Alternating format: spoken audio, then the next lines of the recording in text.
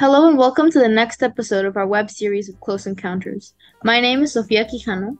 And my name is Nicholas Caponis. Both Sophia and I have the privilege of having two very accomplished artists with us today on Close Encounters. Maybe you guys can introduce yourselves a little bit so that everyone knows what you do.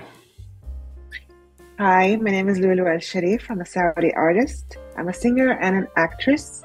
And I started singing 10 years ago and doing live events. And that's what I do. Mostly I sing jazz and other genres too. Yeah, and my name's Benack III. I'm a trumpet player and jazz vocalist from New York City, and we've traveled here to the Ithra Theater for some concerts this week with a band from New York, and Loulwa is our special guest from here in Saudi. We're excited to work together. I thought it would be nice if we could start by maybe teaching Benny some greetings in Arabic. Please, yeah. Like, how would you say, hello, my name is, and then your name? Marhaba. Marhaba.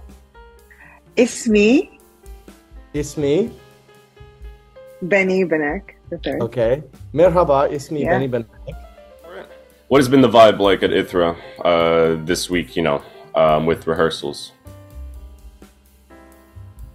I mean, I can say we just dove right in today, and Loulwa just kind of fit right in with us. The rest of us are a group. We've been performing together now. We've done this show a half dozen times around the United States, and we had never worked with Loulwa before, and she came in and was a total professional, and we worked her into the show in basically 1 hour, and now we feel like we have a special surprise that for us makes it very fresh and exciting because it's working with someone new. We have new songs, new repertoire, and so it feels like the show kind of has like a brand new feeling to it. So we're all really excited. Well, and as for me, I'm super excited because for me, it's my first time to sing with a very, very professional and such beautiful artists like the band coming from New York. And I was a little bit nervous, to be honest, before I just sing with them. And I was like, am I going to be good enough performing with them? Because we never met before. To be honest, it was just very smooth and a piece of cake, and it's made the night super beautiful. I'm so excited for the show. This is going to be my first time attending any live music performance. What do you think I should expect from your show? I heard that actually. Our friend Cindy told us in advance. She said, for a lot of these students, this is going to be their first live music concert. And I'm excited for you and your friends to be able to experience that. And especially for the rest of us that are musicians, we get spoiled because we see performances often, or we give concerts a lot. And there's just a special feeling, it's different when you listen to music on a recording to when you feel it and you feel that energy in the room. And hopefully, if we're doing our job, we have a lot of energy on stage, that you have this really cool experience where the band is giving energy out to the audience.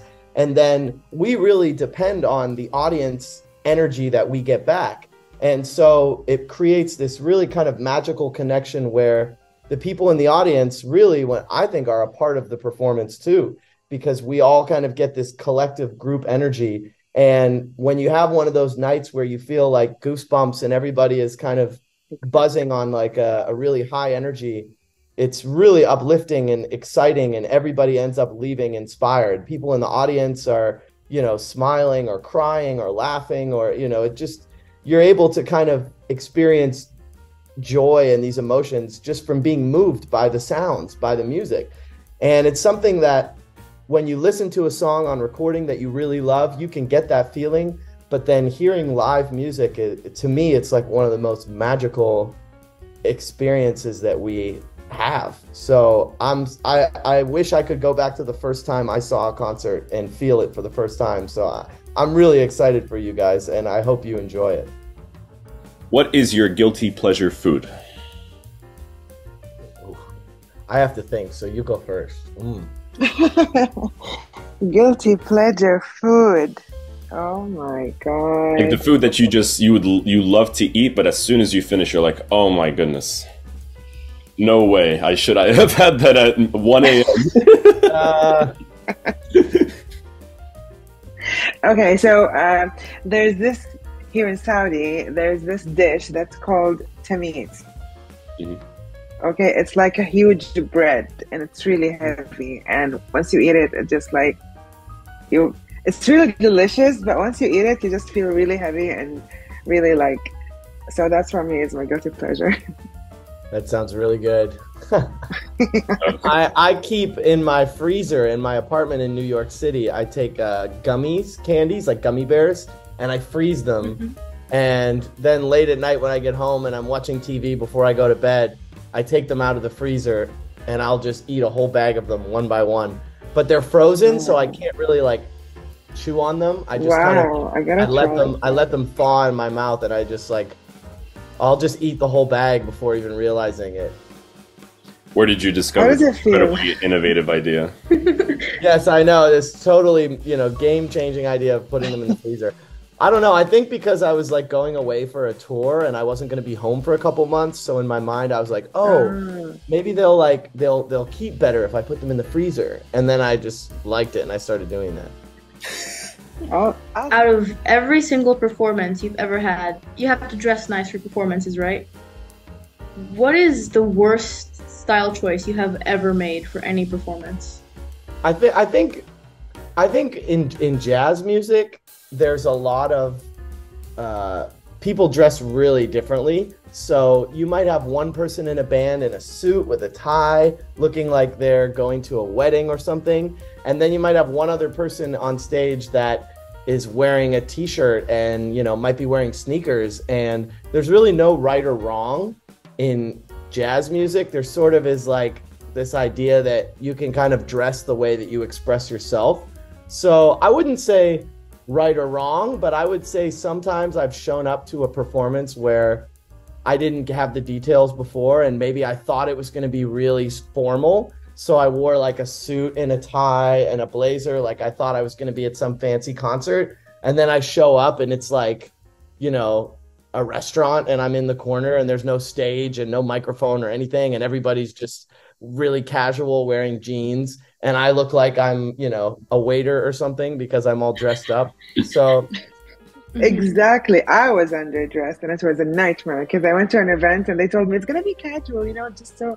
And when I went to the event, it wasn't casual at all. So I was wearing just a bohemian pants, and I was wearing like a slipper, just I find it challenging. I've only been in Saudi now for a couple days, but it's hard to gauge because it's really hot outside, but then you go inside and the air conditioning is really cold. So it's like, do I dress for being hot outside or I dress for being cold in the air conditioning? And it's almost like you need to dress for the hot, but then you need like a scarf or like a jacket or something. yeah, and then you need to get your whole wardrobe with you so you can change, Yeah. just in case. So wait, correct me if I'm wrong, because I don't want to be wrong, but so you were the first female singer that publicly sang in Saudi?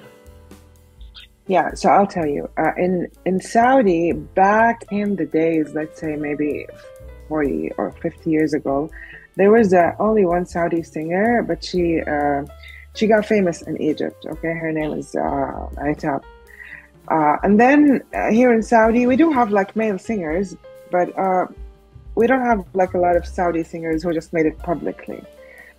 But I was the first Saudi singer who just sing publicly, especially with the Western music, because usually even we have Saudi singers, but they do only sing in private events and only Arabic music. So no, even men can see them. But for me, I was like the first one who started singing publicly, and then there was a lot of girls coming out.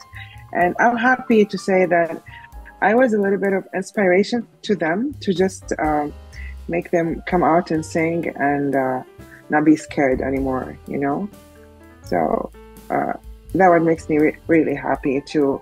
I want to inspire more like Saudi females to not think of singing as a taboo or being out there fulfilling their dreams, because art is like beautiful and it just and it's healing and it's a healer. I believe that art is healing. So yeah. I think that's incredible. And and with the performance at Ithra, I think that you're going to continue this work, and Jazz at Lincoln Center will be joining you. Jazz. How did you both of you get into jazz? Was it from a young age or something that you started liking more when you were older, or? I just asked Lola that today in the car, so you answer it first.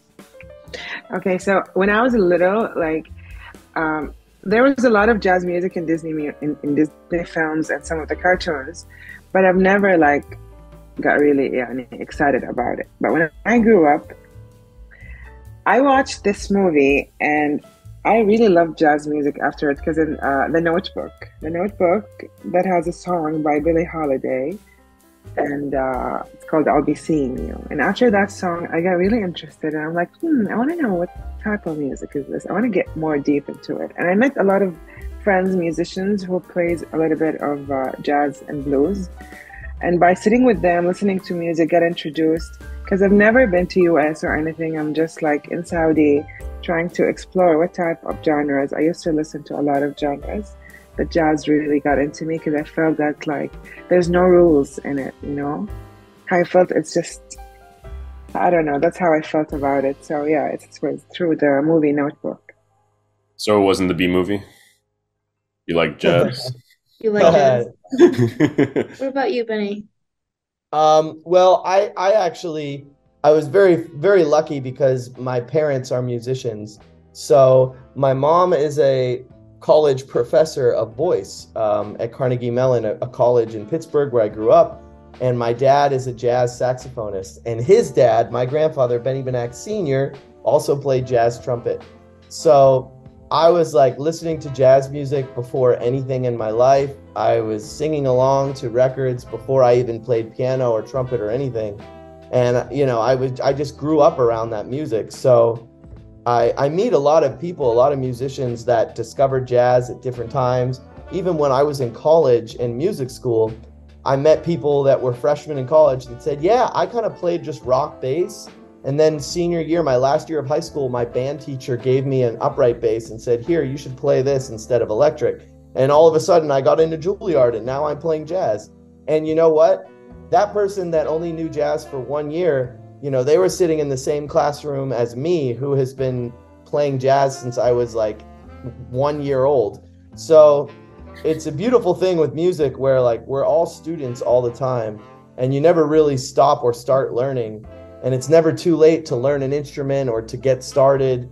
So hopefully you and some of your friends, people that maybe haven't heard jazz music before, maybe you'll come to the show this week, be super inspired and, you know, want to pick up an instrument or want to start listening to jazz. And, you know, before you know it, you can be an expert. So I hope we turn you into a big jazz fan this week.